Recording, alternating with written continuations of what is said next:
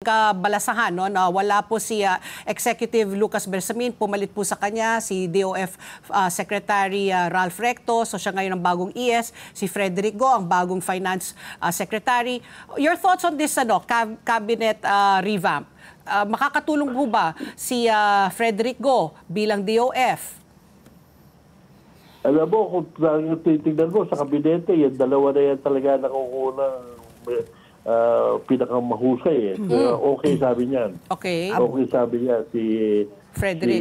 Si Federico talagang kinakausap namin niya dito mga nakakaraan. Siya yung nakakaintindi ng problema ng business sector. Oo. So, ganun din si marami lang pumupuna ako minsan kay Ralph Recto.